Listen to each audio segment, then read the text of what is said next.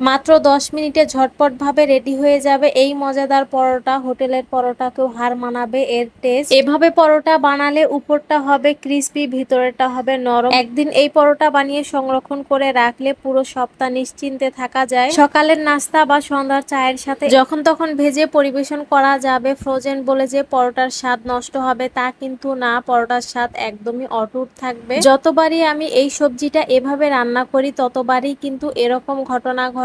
তারপরেও কেন যে ভুলে যাই এটাই বুঝতে পারি না।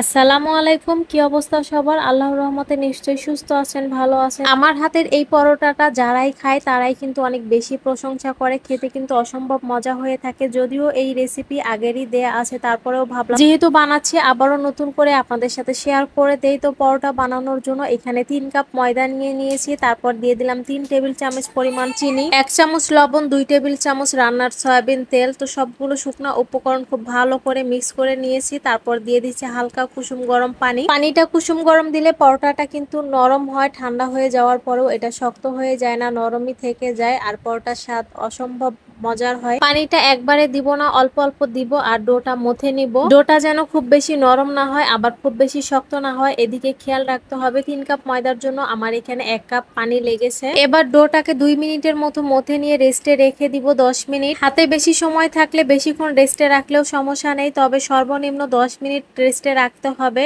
ডোটা সেট হবার জন্য। ময়দা দিয়ে কাজ করতে গেলে ঝামেলায় পড়তে হয়। দেখা যায় রুটি বেললেও রুটিটা ঠিক মতো বেলে না, আবার আগের মতোই হয়ে যায়, মানে বটে আসে।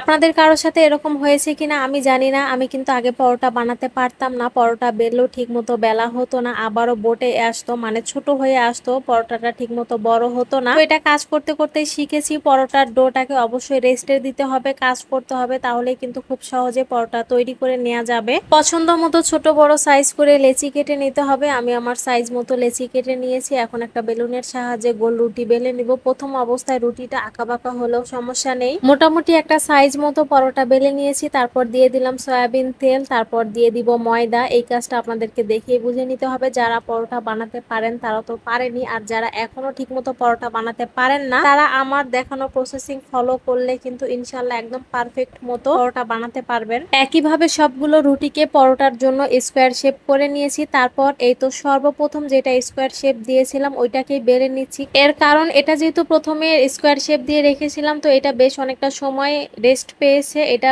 বেলার সময় কিন্তু খুব সহজেই বেলে নেওয়া যায়, মানে পছন্দ মতো মোটা বা পাতলা করে পরোটাটা বেলে নেওয়া যায়, কোনো ঝামেলাই হয় না। এভাবে একে একে সবগুলো পরোটা বানিয়ে নিয়েছি। আর একসাথে বেশি পরোটা বানালে কাঁচা অবস্থায় একটার উপরে একটা রাখতে গেলে মাঝখানে কিন্তু একটু ময়দা ছিটিয়ে দিতে হবে, এছাড়া কিন্তু একটার সাথে একটা জোড়া লেগে যাবে। তো এই তো পরোটা ভাজার জন্য প্রথমে একটা কড়াই গরম করে নিয়েছি, তারপরে পরোটার এপিট ওপিট হালকা একটু সেঁকে নিয়েছি। এবার তেল দিয়ে এভাবে নেড়ে চেড়ে প্রথমে একটা পার্ট খুব ভালো করে কালার করে ভেজে নিব। যে যেমন কালার পছন্দ করে সেরকম করে ভেজে নিতে হবে। আর এই প্রক্রিয়া যদি পরোটা ভাজা হয়, পরোটা ভাজা কিন্তু একদম পারফেক্ট হবে আর টেস্টও অনেক ভালো আসবে। এক পাশ পছন্দ মতো কালার করে ভেজে নেওয়ার পরে এই তো পরবর্তী পাশটাও উল্টে দিলাম। এই পাশটাও নেড়ে চেড়ে পছন্দ মতো কালার করে ভেজে নিব। মোট 4 থেকে 5 উল্টানোতেই কিন্তু পরোটাটা রেডি করে নিতে হবে। বেশি উল্টে দিলে পরোটাটা ঠিক মতো ভাজা হবে না। আপনারা একবার এরকম করে ভেজে দেখবেন। তো বাকি পরোটাগুলো আমি হালকা একটু সেঁকে নিয়েছি, এখন এগুলো ফ্রিজে সংরক্ষণ করব। তো রুটির বক্সে নিয়ে নিলাম, নিচে একটা টিস্যু বিছিয়ে দিয়েছি। তারপরে এই তো পরোটাগুলো দিয়ে উপরে আবারও টিস্যু দিয়ে এবার মুখ বন্ধ করে নর্মাল ফ্রিজে সংরক্ষণ করব। এভাবে পরোটা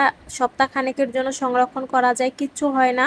আর ডিপ ফ্রিজে সংরক্ষণ করতে গেলে মাসখানেক পর্যন্ত সংরক্ষণ করা যায়। তারপর চলে এলাম রান্নায়। আজকে কিন্তু রাতেই রান্না বান্না সেরে নিচ্ছি। মাত্র একটা তরকারি রান্না করব। এই সবজিটা আমার ঘরের সবাই কিন্তু বেশি পছন্দ করে, বাচ্চারা বিশেষ করে অনেক বেশি পছন্দ করে, যেহেতু এটা একটা মিষ্টি জাতীয় সবজি। সব ধরনের মাছের সাথে এই সবজিটা খেতে ভালো লাগে। যখনই আমি এই সবজিটা রান্না করি না কেন সবসময় কম পড়ে যায়। এই সবজিটা যতই রান্না করা হোক না কেন রান্নার সময় কিন্তু তরকারির পরিমাণ অনেক কমে আসে। এই তো ভিডিওর মাঝে একটু ছোট করে বলে নিচ্ছি, আপনারা যারা নতুন এসেছেন আমার চ্যানেলে, ভিডিওটি ভালো লাগলে অবশ্যই একটি লাইক দিয়ে দিবেন। আরো নতুন নতুন ভিডিও পাওয়ার জন্য চ্যানেলটিকে সাবস্ক্রাইব করে পাশে থাকা অল বাটনে ক্লিক করে দিবেন, যাতে করে নতুন ভিডিও দেওয়ার সাথে নোটিফিকেশন আকারে পেয়ে যান। এবং যারা ভিডিওটি ফেসবুক পেজ থেকে দেখছেন তারা পেজটিকে ফলো দিবেন, লাইক দিবেন। আজকে পছন্দের এই সবজিটা রান্না করব টাইগার চিংড়ি দিয়ে।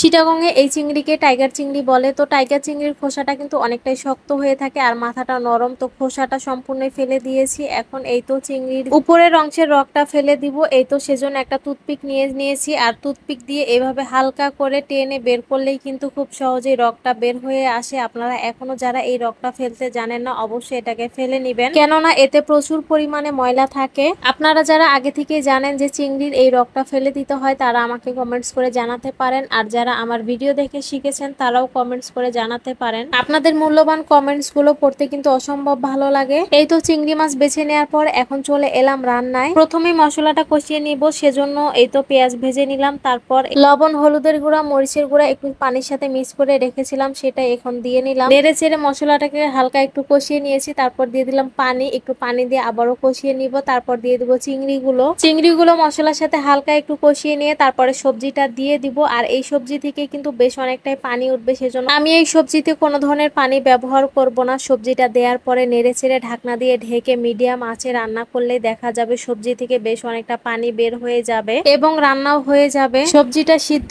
হয়ে এলে হালকা ঝোল থাকা অবস্থায় সবজিটা নামিয়ে নিব। আর নামানোর আগে সামান্য একটু জিরার গুঁড়া উপর থেকে দিয়ে দিয়েছিলাম। আমার বাসার সবাই এভাবে এই সবজিটা খেতে পছন্দ করে, তাই তো তাদের পছন্দ মতো রান্না করে নিলাম। এই একটা তরকারি রান্না করলে আর কিছুই রান্না করতে হয় না, সবাই সুন্দর মতো খেয়ে নেয়। তো আজকের ভিডিওটি এ পর্যন্তই। আসসালামু আলাইকুম, আল্লাহ হাফেজ।